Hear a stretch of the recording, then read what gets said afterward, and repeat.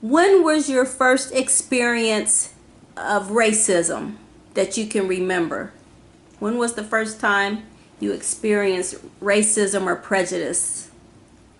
Oh God, way back. I say about 6, maybe 7 years old. What happened? Yeah, we're you go to the store. So, my dad sometimes would take all those to the grocery store, and to buy shoes or whatever.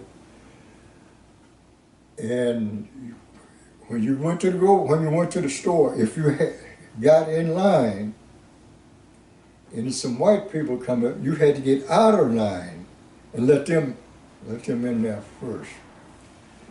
Even when it was so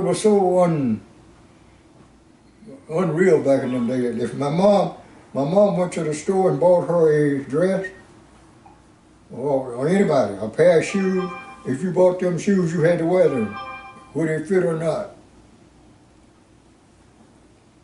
And I also heard, were you allowed to try on the shoes? I mean, No, you had to buy them. That's what right. you're saying. The pants, the clothes, and if you put them on, you had to wear them.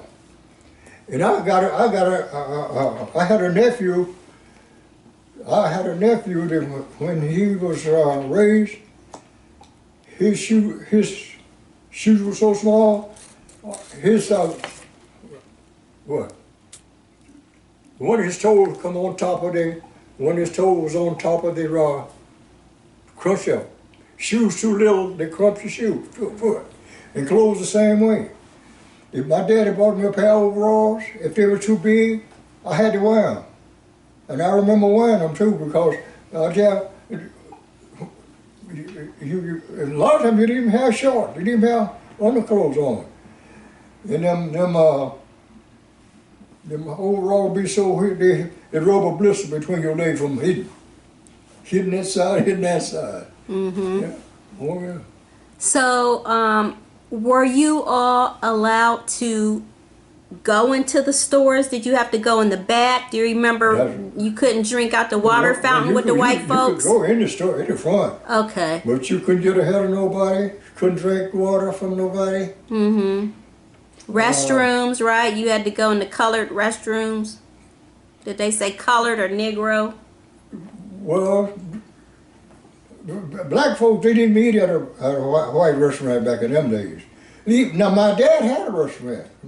Before, I say about, let's see, they moved to Laurel, moved from Knox to Laurel when the war, 1941, I was 11 years old. Now, before then, my dad had a restaurant, a cafe. Wow. And, well, when I was real small, you could tell how things were going, shaping up. And, he was really talented. So he was an entrepreneur. What is that? He had his own business, your dad. Yeah. For a while, anyway. Yeah. Mm-hmm. Yeah.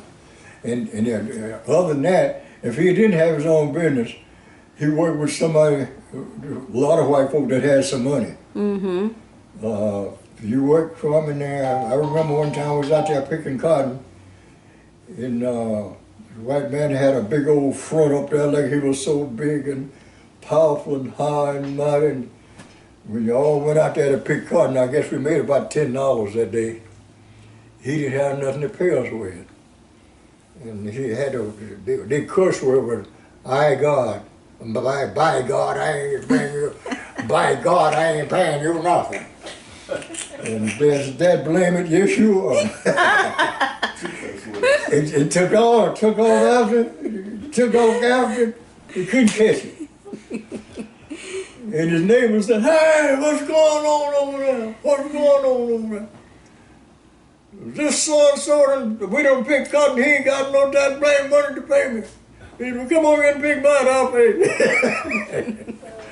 that reminds me of Morgan Freeman and Miss Daisy, Oh yeah.